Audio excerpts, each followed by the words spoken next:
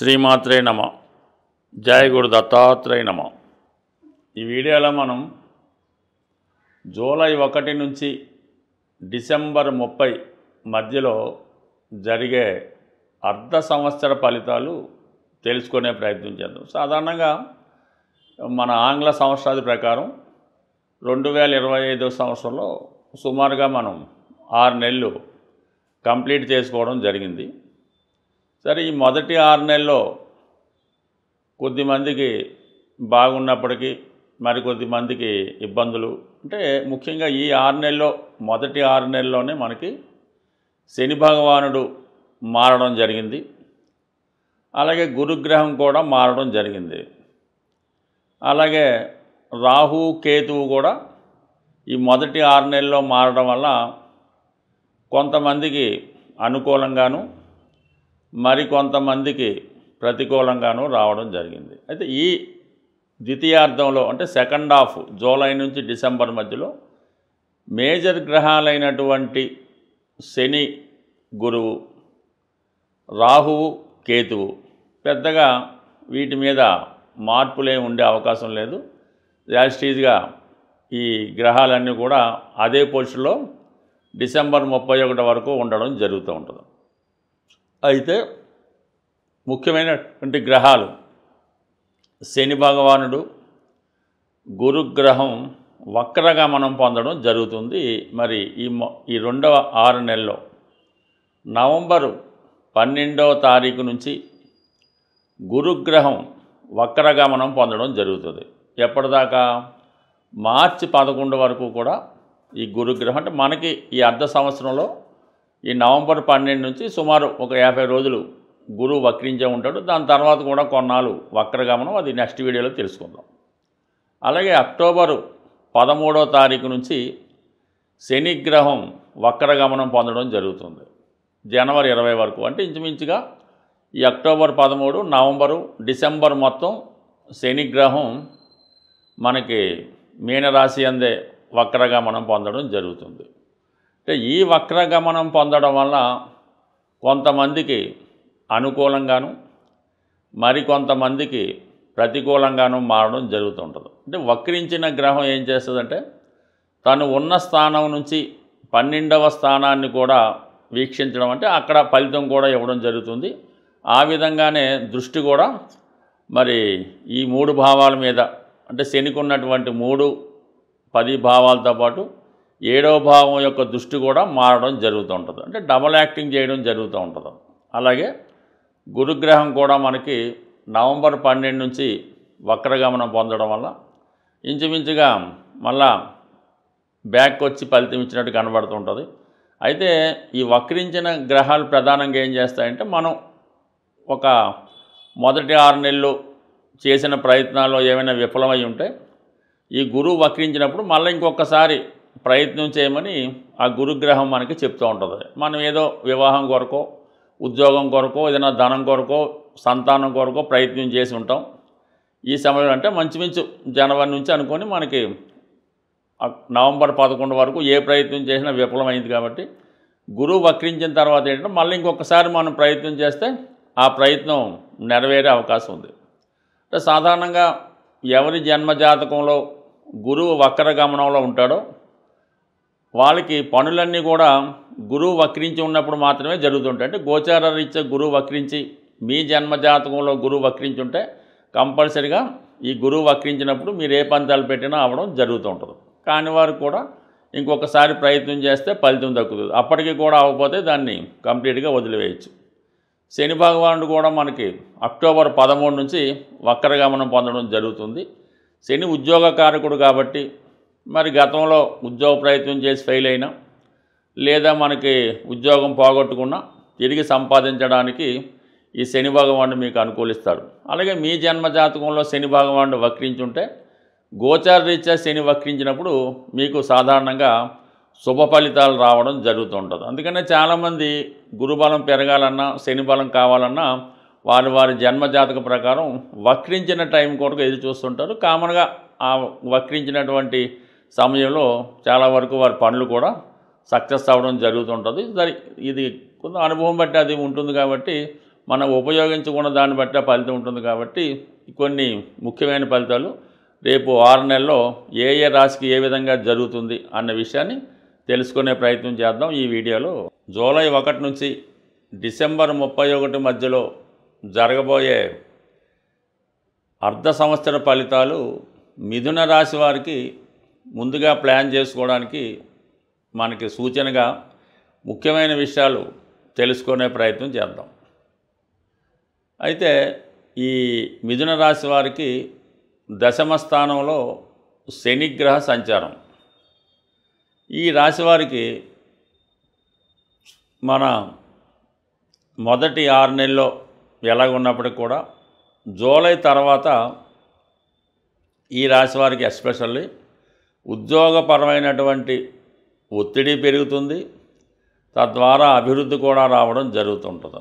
Especially October 13 తర్వాత శని భగవానుడు వక్రగమనం పొందడం జరుగుతుంది. సో అందువలన ఏంటంటే ఆ సమయంలో మీకు ఉద్యోగపరంగా కొన్ని మార్పులు రావడం జరుగుతుంది అన్నమాట. ఎస్పెషల్ ఏంటంటే మీరు గతంలో ఏదైనా ఉద్యోగం కొరకు ప్రయత్నం చేసి ఉన్నా, ఏదో కారణంలో ఉద్యోగంలో బ్రేక్ వచ్చి ఉన్నా అక్టోబర్ 13 తర్వాత తిరిగి మళ్ళా మీరు ఏదైతే సాధించాలనుకున్నారో అది సాధించడం జరుగుతుంది వృత్తిపరంగా. అయితే జూలై 1 నుంచి ఏమవుతుందంటే శని భగవానుడు యాజిటీజ్గా అష్టమాధిపత్యం ఉంది, భాగ్యాధిపత్యం ఉండడం వల్ల, అంటే భాగ్యాధిపతిగానే శని బలవంతుడు అవుతుంటాడు మూల త్రికోణ రాశి అవటం వల్ల. అటువంటి శని భగవానుడు దశమస్థాన సంచారం వల్ల వృత్తిలో ప్రమోషన్ వస్తుంది, తద్వారా చేంజ్ కూడా రావడం జరుగుతుంది. కాబట్టి బట్ ఏదైనా మీ ప్రయత్నం బట్టి ఆధారపడి ఉంటుంది. అది కంపల్సరిగా మీకు ఈ మార్పు అన్నది ఈ రెండవ 6 నెలల్లో వృత్తిపరంగా మాత్రం కంపల్సరిగా వృత్తిలో అభివృద్ధి, చేంజు, అలాగే మళ్ళీ మీ ప్రయత్నం బట్టి పాత పొజిషన్లోకి రావడం కూడా జరిగే అవకాశం ఉన్నది. దాని తర్వాత గురువు ఇంచుమించుగా ఈ రాబోయే 6 నెలలు కూడా ఇదే రాశిలో సంచరించడం జరుగుతూ ఉంటుంది. సో దాన్ని బట్టి ఏంటంటే మనకి చాలా వరకు మీలో ఉన్నటువంటి ఆలోచన విధానం కానీ, పనిచేసే విధానంలో చాలా నైపుణ్యం పెరగడం కానీ, రోజు ఉన్నటువంటి దైనందిన జీవితంలో ఏదో పూజ పునస్కారాలు చేసుకోవడం, అలాగే దైవత్వం ఉట్టిపడేలా మీ యొక్క వేషధారణ చేంజ్ రావడం జరుగుతుంటుంది. అలాగే చాలా సంస్కారవంతంగా నిజాయితీగా ఉండడం జరుగుతూ ఉంటుంది. అంటే కొంతమందికి ఎక్కువ స్వీట్స్ మీద, భోజనం మీద ఆసక్తి పెరగడం వల్ల కొద్దిగా అందంగా తయారవడం కానీ, అమ్మాయిలు అయితే మరీ లావుగా కనబడడానికి కూడా అవకాశం ఉంటుంది. కాబట్టి అటువంటి అవకాశం ఉన్న వాళ్ళు కొద్దిగా స్లిమ్గా ఉండడానికి ఆ విధంగా కూడా చర్య తీసుకుంటే మంచిది. బట్ ఏదైనా నవంబర్ 12 తర్వాత మనకి ఈ గురుగ్రహం వక్రించడం జరుగుతూ ఉంటుంది. ఈ కారణం వల్ల ఏంటంటే మళ్ళీ 12వ స్థానానికి గురువు వస్తాడు. ఎక్కడైనా గురువు 12లోకి వచ్చినప్పుడు ఎలా ఉంటుందంటే జాతకుడికి మంచి కార్యక్రమాలకి ధనం ఇన్వెస్ట్ చేయడానికి కారణం అవుతుంటుంది. ఏదైనా ఒక శుభకార్యం, పుణ్యకార్యం చేయడం జరుగుతూ ఉంటుంది. పిల్లల యొక్క చదువు కొరకు, వారి యొక్క అభివృద్ధి కొరకు ఎక్కువ ధనం ఖర్చు పెట్టడం జరుగుతుంది. అలాగే సంతానాన్ని ఆశించే దంపతులకి ఈ నవంబర్ 12 తర్వాత మాత్రం కంపల్సరీగా సంతాన లాభం కలుగుతూ ఉంటుంది. సో ఈ విధంగా మీకు మొత్తం మీద ఈ సంవత్సరంలో గురువు సంబంధించినటువంటి విద్య, సంతానం, ధనం విషయంలో అనుకూలత ఉంది. ఏదో ఒక శుభకార్యం మాత్రం ఈ సంవత్సరంలో మీరు అంటే రాబోయే 6 నెలల్లో డిసెంబర్లోపు, ఎస్పెషల్లీ నవంబర్ 12 తర్వాత జరిగే అవకాశం ఉన్నది. ఇది ఈ రాశి వారికి ప్రత్యేకత. దాని తర్వాత రాహు 9వ స్థానంలో ఉన్నాడు.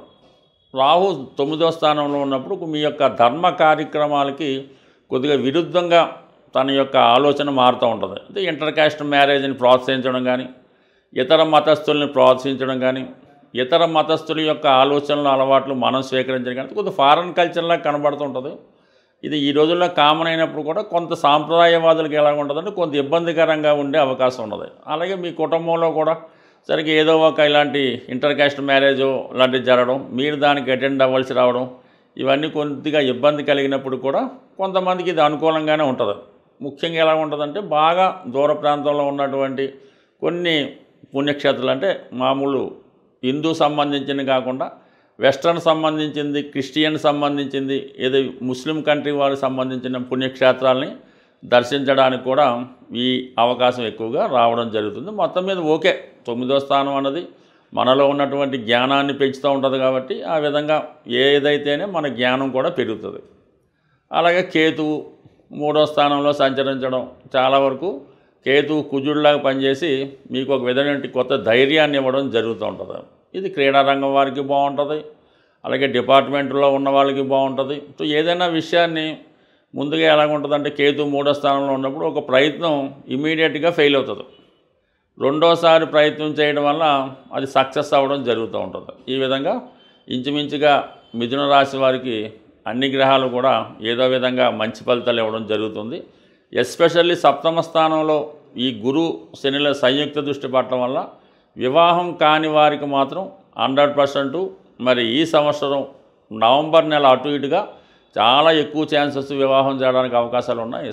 ముఖ్యంగా ఈ గ్రహాల స్థితిని గమనించినప్పుడు ప్రతి రాశి వారికి కూడా ఈ రాబోయే 6 నెలల్లో అంటే ప్రధాన గ్రహాలైనటువంటి శని భగవానుడు మీనరాశిలో ఉండడం, మరి రాహు కుంభరాశిలో ఉండడం, కేతువు సింహరాశిలో ఉండడం, అంటే పాపగ్రహాలు ఏ రాశుల్లో ఉంటాయో ఆ రాశులకి సంబంధించినటువంటి పరిహారం చేసుకుంటే మనకి ఆ గ్రహాలు యోగిస్తాయి. శుభగ్రహాలు మనం పెద్దగా ఏం పరిహారం చేయక్కర్లేదు, అవి ఆటోమేటిక్గా యాక్టివేట్ అవ్వడం జరుగుతూ ఉంటుంది. శుభగ్రహాలు ఇచ్చే ఫలితాన్ని పాపగ్రహాలు అడ్డుకుంటాయి కాబట్టి మనం ఈ పాపగ్రహాలకి పరిహారం చేయవలసి ఉంటుంది. అదే ముఖ్యంగా ఎక్కువగా ఈ శని గురువు ఈ 2 గ్రహాలు ప్రధానంగా ఈ రాబోయే 6 నెలల్లో ప్రతి ఒక్కళ్ళ జాతకం మీద ప్రభావం చూపుతుంది. ఎందుకంటే వక్రించిన గ్రహం తన బలాన్ని విశేషంగా పెంచుకుంటుంటుందన్నమాట. ఆ కారణం వల్ల సహజ భాగ్య రాజ్యాధిపతులైనటువంటి ఈ 2 గ్రహాలు అంటే మనకి ఒక లక్ష్మీనారాయణ యోగం ఏర్పడినట్టు ఈ 2 గ్రహాలు మనకి ప్రభావం చూపుతూ ఉంటాయి. ఈ సమయంలో మీరు ఏం చేయాలంటే కళ్యాణం చేయించవలసి ఉంటుంది. అంటే ఎవరికి చేయించాలి? వెంకటేశ్వర స్వామి కళ్యాణం చేయించడం వల్ల కంప్లీట్గా మీకు శుభం జరిగే అవకాశం ఉంది. సో ఏదైనా ఈ రాబోయే మనకి ఈ 6 నెలల్లో మరి కార్తీక మాసంలో కానీ శ్రావణ మాసంలో కానీ మీరు ఏదైనా దేవస్థానంలో సామూహికంగా వెంకటేశ్వర స్వామి కళ్యాణంలో పాల్గొంటే చాలా మంచి ఫలితం రావడం జరుగుతూ ఉంటుంది. అన్ని గ్రహాలకి ఆదిదైవంగా ఉన్నటువంటి పరమేశ్వరుడు శివుడు. వీలున్నవాళ్ళు ఏదైనా ఒక పంచారామాలు కానీ ఇటువంటి శివుని యొక్క ముఖ్యమైన క్షేత్రాలు ఒక్కసారి దర్శించడం మంచిది. అంటే ఏ ప్రాంతంలో ఉన్నవాళ్ళు ఆ ప్రాంతంలో ఉన్నటువంటి దేవాలయంలో చేయడం వల్లే ఎక్కువ ఫలితం రావడం జరుగుతూ ఉంటుంది. సుమారుగా మనకి ఈస్ట్ గోదావరిలో ఈ ద్రాక్షారం చుట్టుపక్కల ప్రతి నక్షత్రానికి సంబంధించినటువంటి ఒక దేవాలయం ఉన్నది. ప్రతి నక్షత్రానికి ఒక దేవాలయం ఆ చుట్టుపక్కల ఊళ్ళో ఉండడం జరుగుతూ ఉంటుంది. ఆ విషయాన్ని మనకి ద్రాక్షారామం దేవాలయంలో డిస్ప్లే చేయడం కూడా జరుగుతూ ఉంటుంది. ఏ నక్షత్రం వారు ఆ నక్షత్ర దేవాలయాన్ని సందర్శించడం వల్ల వారి యొక్క దోషం కూడా పరిహారం అవుతుంటుంది. అవకాశం ఉన్నవాళ్ళు ఒక్కసారి మీరు ప్రయత్నం చేయండి. లేదు జన్మాంతరంగా మనం బాగుండాలి, మన వంశం బాగుండాలంటే ఆ 27 నక్షత్రాలకి సంబంధించినటువంటి 27 దేవాలయాలు కూడా ఒకసారి మీరు ఒక నెలలోనో సంవత్సరంలోనో దర్శించడం వల్ల చాలా మంచి ఫలితం రావడం జరుగుతూ ఉంటుంది. సో ఇది మనం కష్టపడి సాధించవలసిన ఫలితాలు. సూక్ష్మంలో మోక్షం రావాలి, చిన్న ప్రయత్నంతో విఘ్నేశ్వరులాగా మొత్తం ఫలితం రావాలనుకుంటే గోసేవను మించింది లేదు. మరి ఏదైనా గోసేవ అంటే ఆవుకి 2 అరటిపళ్ళు ఒక బెల్లం ముక్క పెట్టడం అయితే కాదు. కంప్లీట్గా మీకు ఓపిక ఉంటే ఏదో ఒక రోజు ఆ గోశాలని శుభ్రంగా తుడిసి అక్కడ ఉన్నటువంటి ఈ ఆవు పేడ ఇవన్నీ కూడా శుభ్రం చేసి ఆవుకి మంచి వాతావరణం వచ్చేలా పెట్టడం, తర్వాత ఆవుకి శుభ్రంగా స్నానం చేయించి తర్వాత ఆవుకి తగు విధంగా సేవ చేసి పసుపు కుంకాలు అలంకరించడం వల్ల కనీసం ఒక దానికన్నా చేసుకుంటూ ఈ సేవ కన్నా మీరు ఆ గోశాలను శుభ్రం చేయడం వల్ల వచ్చే సేవ చాలా అఖండం. మీరు చాలా ఆర్థిక ఇబ్బందుల్లో ఉన్నారు, అసలు ఏ దారి లేదు అనుకున్న వాళ్ళు ఒకసారి పవిత్రంగా నిర్వహిస్తున్నటువంటి గోశాల సందర్శించి అక్కడ ఒకసారి ఒక రోజంతా సేవ చేసి శుభ్రం చేయండి. 100% మర్నాడు నుంచి మీ ఆర్థిక పరిస్థితి ఏ విధంగా మార్పు వస్తుందో చూడండి. ఇది కంప్లీట్గా నేను ఛాలెంజ్ చేసి చెప్తున్నాను. ప్రయత్నం చేసి చూడండి. సక్సెస్ మాత్రం చాలా గొప్పగా ఉంటుంది. స్వస్తి.